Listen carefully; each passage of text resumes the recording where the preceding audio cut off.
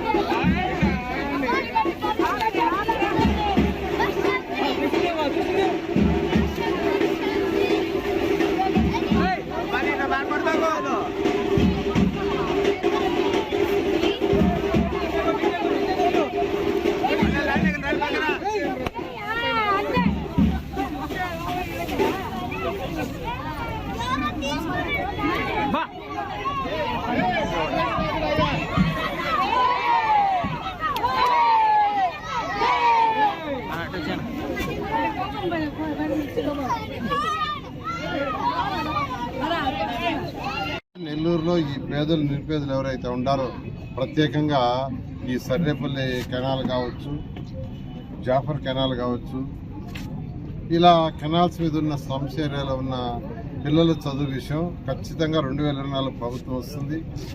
వీళ్ళకి special care ఎలా తీసుకోవాలో ఖచ్చితంగా చేస్తానని మీకు అందరికీ తెలియజేస్తున్నాను.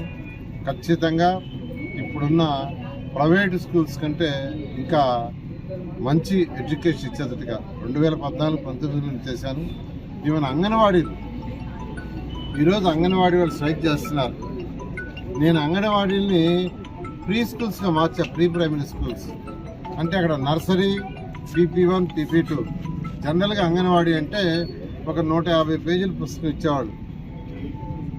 నేను రాకముందు ఒక బుక్ 6 సంవత్సరాల లోపల ఏజ్ వాళ్ళందరినీ ఆడకి తీసుకొచ్చి పెట్టి ఆ చదువు చెప్పేవాళ్ళు 150 పేజీలే. వాళ్ళకి పౌష్టికాహారం ఏర్పాటు చేశారు. కానీ చదువు అది కాదు. ప్రపంచం అంతా మారిపోయింది. 3 ఏళ్ల లోపల వాళ్ళందరినీ నర్సరీ అంటారు. 3 ఏళ్ల నుంచి 4 ఏళ్ళు, 4.5 ఏళ్ళు PP1, తర్వాత 5 ఏళ్ళ వరకు PP2 అని. ఆ సిస్టమ్ని ఫస్ట్ టైం భారతదేశంలో నేను ఆంధ్రప్రదేశ్లో మున్సిపల్ స్కూల్స్ ఇంట్రడ్యూస్ చేశాను. నారా చంద్రబాబు నాయుడు గారు ఆ రోజు ఆదేశించారు, నీ యొక్క మున్సిపల్ ఏరియాలో ఉన్న అంగన్వాడీ స్కూల్స్లో ప్రీ ప్రైమరీని ఇంట్రడ్యూస్ చేయి. నారాయణ స్కూల్స్ ఏదైతే సిస్టమ్ ఉందో దాన్ని చేయమన్నారు. తర్వాత రాష్ట్రంలో అన్ని అంగన్వాడీలో ఇంప్లిమెంట్ చేయాలన్నారు. ఆ విధంగా సొంత స్కూల్స్ ఉన్నా నేను అవన్నీ చూడకుండా చేశాను. ఖచ్చితంగా 2024లో తెలుగుదేశం ప్రభుత్వం అత్యధిక మెజార్టీ వస్తుంది. నెల్లూరు టౌన్లో ఉన్న ప్రతి పేదవాడికి మంచి ఎడ్యుకేషన్ ఇచ్చేటట్టుగా ప్రభుత్వం తరఫున నేను చేస్తాను.